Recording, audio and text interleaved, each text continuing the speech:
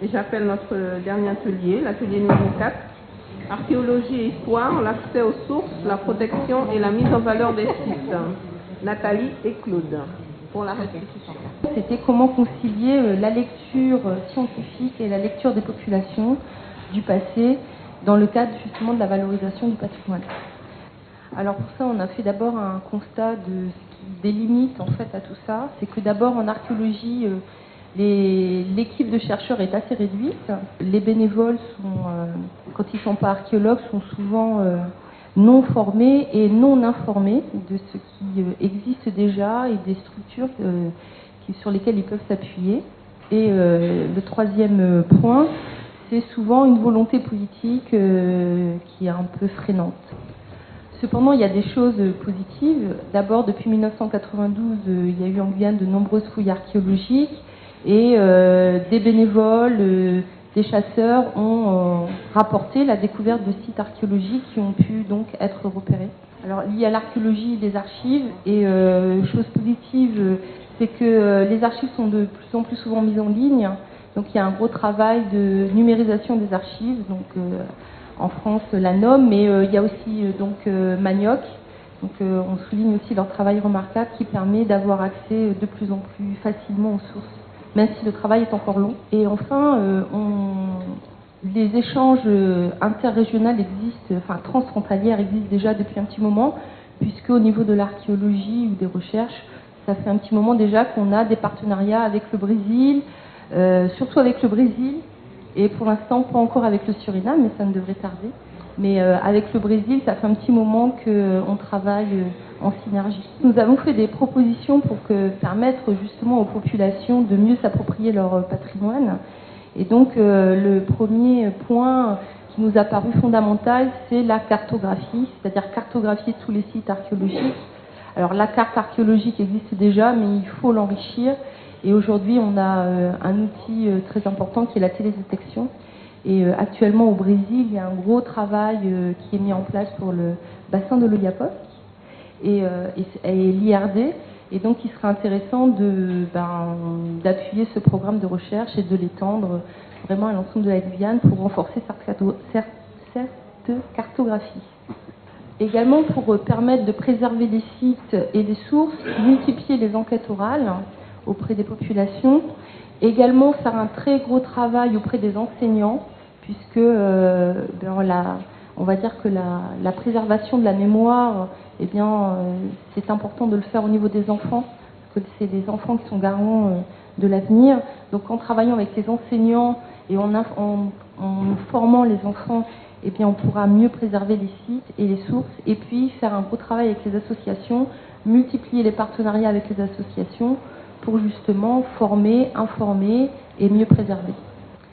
Le dernier point, on s'est rendu compte que ces journées transfrontalières étaient vraiment une très très bonne idée et qu'il fallait renforcer ces journées à travers un réseau, donc constituer un véritable réseau qui fonctionnerait toute l'année, avec des rendez-vous biannuels de rencontres, avec des thèmes, ce qui permettrait de multiplier les séminaires qu'on délocaliserait. Ce ne sont pas des séminaires uniquement sur Cayenne, mais on pourrait les faire à Saint-Laurent, à Mana, à Saint-Georges, donc délocaliser les séminaires, faire des véritables catalogues qui permet à chacun de connaître les recherches et les découvertes, multiplier les publications, et puis faire un gros travail de formation des enseignants, avec un forum de discussion qui serait alimenté en permanence et qui permettrait à chacun d'avoir en permanence accès aux recherches et aux chercheurs, et puis faire un véritable catalogue.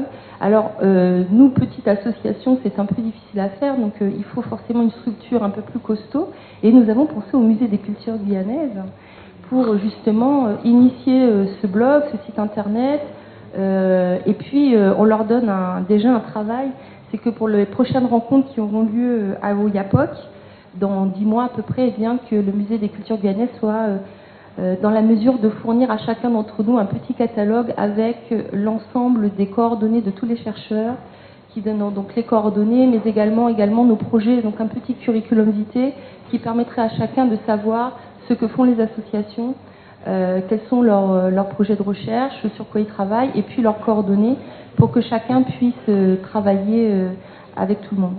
Et un deuxième travail pour le Musée des cultures guyanaises, c'est qu'il puisse eh bien, envoyer à chacun des participants la synthèse complète des ateliers, c'est-à-dire qu'il faudrait que chacun des rapporteurs remettent au Musée des cultures guyanaises le travail qui a été fait, pour qu'ensuite, par mail, ils puissent nous diffuser l'ensemble du travail, et qui serait le point de départ donc, de ce réseau de recherche, qui en impulserait d'autres et qui permettrait une meilleure connaissance de cette histoire de l'Amazonie. Justement, au niveau de la cartographie, la carte archéo qui existe déjà, qui n'est accessible que depuis le SRA, est-ce qu'il y aurait possibilité, en fait, de remettre la cartographie aux communes et qu'elles aient déjà accès elles-mêmes au sein des communes à la cartographie, à la carte archéo. Alors la deuxième question, c'est comment on peut concilier les deux lectures scientifiques et de la population locale sur le passé. Et notre réponse est oui, on peut le faire en travaillant en synergie avec les populations locales et les chefs coutumiers. Cette recherche participative devra se faire dans le respect bien entendu des croyances, mais aussi en prenant le temps de créer la confiance entre les scientifiques et entre les populations locales. Dans ce cadre-là, le travail de coopération avec les associations sont très importantes et permettrait ainsi de pouvoir vulgariser les travaux scientifiques et de multiplier les expositions et les petites publications et de rendre systématique en fait la vulgarisation des recherches. Je terminerai avec un exemple d'inventaire participatif ou de recherche participative qui est mené à Awala Yalimapo, où en fait des jeunes sont en chantier d'insertion et en fait les jeunes d'Awala sont formés au métier du patrimoine. Dans ce cadre-là, ils sont partis à Belém pour découvrir le travail muséographique. Ils sont allés à Paramaribo. Donc ces jeunes sont allés donc des deux côtés de la frontière pour voir ce qui s'y passait. Et ils travaillent avec un chercheur, Claude, qui les forme donc à l'inventaire du patrimoine de leur commune. Et donc ils sont embauchés pour 2 ans pour faire l'inventaire eux-mêmes, l'inventaire de leur propre patrimoine. Et je pense que l'avenir doit passer justement par ces formations des jeunes à leur au métier du patrimoine pour permettre de mieux le préserver. Je m'interroge sur la façon dont la présentation a été faite du rôle prépondérant qui est souvent mis dans la question de la recherche. Par expérience, cette question soulève beaucoup de préoccupations. Et là, on va toujours dans cette démarche de recherche, bien que on est tout à fait conscient qu'il y a une connaissance à avoir. Mais aujourd'hui, dans le domaine précis qui vous concerne, les modalités pratiques, je dirais, de la recherche ne sont pas réunies, puisqu'il n'y a pas eu, à ma connaissance, depuis de nombreuses années, un véritable partenariat juste et équitable. C'est un peu cette démarche d'absence partenariale qui a fait que il fallait inventer, il fallait imaginer un mode de fonctionnement autour de la question du patrimoine. C'est important qu'on ne soit pas non plus dans la logique de dire si on veut réaliser quelque chose, il faut que ce soit musée des cultures guyanaises. Moi, je ne suis pas de ceux qui souhaitent que le musée des Guyanaises soit, le cœur de ça.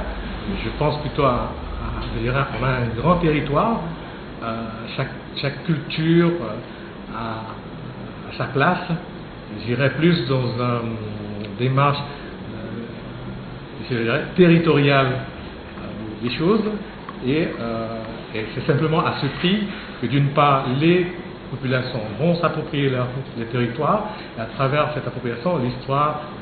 Ça c'est important parce que cette expérience qu'on a depuis maintenant une dizaine d'années sur Awala montre que on est dans une situation ambiguë sur la question à la fois de la conservation, de la sauvegarde, de la valorisation et en même temps, je dirais, de la préservation. C'est une question ambiguë puisque on peut s'interroger et se questionner sur cette truc et on essaie de voir. De côté, effectivement, on veut associer les chefs, comme on dit aujourd'hui les chefs coutumiers. Ça paraît être une évidence. Hein. mais dans la pratique, dans la réalité, dans l'organisation propre des choses, ça devient quelque chose qui n'est pas, je veux dire, gérable. Et d'autre côté, on a des partenaires qui nous imposent de fait que la seule voie possible de partenariat reste les institutions. Donc, par rapport à ça, les communautés, je pense, nous on a la chance d'être une commune. Ceux du Haut-Maroni n'ont pas cette chance de pouvoir dire, moi je veux prendre en charge, je suis déterminé à prendre. Ils ne peuvent pas le faire. Nous on peut le faire parce qu'on a c'est aussi et surtout une volonté politique. Et cette volonté politique, il faut pouvoir à un moment donné l'affirmer, le dire très clairement aux partenaires que si on se prend en charge, serez-vous prêts à nous accompagner, mais ne jamais le faire à notre place. C'est ce qu'on a dit au début, hein, c'est que la grosse limite à tout ça, c'est la volonté politique. Après, quant à la proposition des mesures des cultures guyanaises, c'est que nous, autour de la table, on n'est que des toutes petites associations et aucun d'entre nous ne peut porter ce projet-là. Et on pense que justement, créer un réseau de recherche et pouvoir y associer les populations locales, il faut quelqu'un qui ait, disons, la volonté, l'appui politique et forcément l'appui financier derrière pour le faire. Et nous, petite association, on ne peut pas le faire. Nous, on est prêts justement à accompagner tout le monde, mais on ne peut pas le faire. Quant au partenariat entre les populations locales et les chercheurs, effectivement, pendant longtemps, c'était pas en synergie. Mais je pense que depuis quelques temps déjà, on tend vers plus de synergie. Et je pense que justement, à Ouala, avec le chantier d'insertion, on est en train peut-être d'impulser un nouveau mode de recherche. Peut-être. C'est simplement pour terminer ça, c'est parce que on est parti du principe qu'un des éléments clés de la réussite, c'est le consentement. En termes de transmission, conservation, ce principe fondamental qui est le consentement, il faut l'appliquer. Il ne faut pas que ce soit un discours. Et j'entends ici et là, effectivement, il faut faire du consentement, mais la vraie démonstration, la vraie vérité, c'est le terrain, et le consentement des populations, l'engagement des populations, la détermination des populations. Parce que c'est vrai que le temps était limité, et c'est vrai qu'on aurait pu faire 2 heures que sur toutes les limites, et il fallait avancer et trouver des réponses à chacun. Mais c'est vrai qu'on aurait pu passer toute l'après-midi sur parler des limites entre la recherche et les populations. Est-ce que ce chantier peut être répété dans d'autres communes? Je réponds juste pour moi, tout simplement, je réponds à une demande de la mairie en m'occupant du chantier d'insertion à mon niveau, c'est-à-dire j'emmène les jeunes en stage en prospection avec moi. Pour ce qui est vraiment de l'organisation du chantier, je vais demander à Evelyne ou à Félix de répondre. La stratégie, c'est quoi? C'est de donner au territoire d'Awala et à Limapou une ambition culturelle, d'excellence culturelle. Et pour ça, la commune s'appuie sur 3 démarches très simples. La gestion intégrée des zones côtières, la zone durable, la zone du tourisme durable de la Caraïbe, et enfin un 3e, qui est le fondement même, et c'est ce qui a été à l'origine de la création de Awala et Limapou, la mise en place d'un centre des arts de la culture. Et donc, ce centre des arts de la culture qui décline aussi en 4 volets. 1, dans tout ce qui est lié donc, à la médiathèque, à cette connaissance numérique intergénérationnelle. 2, à tout ce qui est cohésion sociale à travers donc, ce quartier communautaire. 3, donc la mise à disposition de tout acteur culturel, d'équipements, la salle polyvalente. Et enfin, pour ouvrir, et parce qu'on est dans une logique d'ouverture, de permettre donc à tout un chacun, local comme extérieur, de venir à Awala et Limapou au travers de la maison de l'estuaire. Le but essentiel, c'est de donner donc à la population ce que nous on appelle un droit, un accès à la culture pour tous, sur le territoire, y compris donc pour les gens qui sont sur le littoral, donc à Awala et Limapou, mais à moyen terme, c'est l'objectif pour cette société, c'est d'ouvrir à la population bouchinéée de Charvin et qui font partie du territoire d'Awala et Limapou. Donc, c'est ça l'objectif, un droit à la culture pour tous à Awala, tout confondu, qu'on soit rouge, noir ou rouge, et toutes les générations intergénérationnelles. C'est une commande en fait d'une collectivité, et ensuite, nous, les associations patrimoniales, on va y répondre. mais c'est pas nous qui allons le faire. C'est une volonté politique. Voilà. À Cayenne, pour vous donner un exemple, il y a eu une association qui faisait de l'insertion de jeunes, et en fait, elle a déposé bilan, l'association Roseau.